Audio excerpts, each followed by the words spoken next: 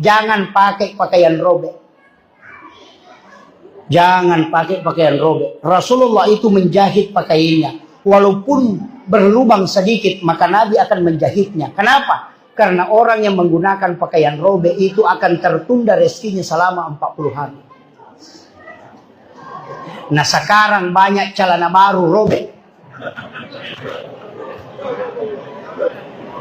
Kenapa anak-anak kita tidak ada yang melamar? Anak-anak kita tidak punya pekerjaan karena senangnya menggunakan pakaian robek. Padahal itu dilarang dalam agama. Kancing baju jangan dari atas ke bawah, tapi mulai dari bawah ke atas. Jangan gunakan pakaian yang sementara dipakai sebagai lap, karena itu menunda rezeki selama 40 hari. Kadang HP kita lapkan di baju, kacamata kita lapkan di baju. Itu menunda rezeki.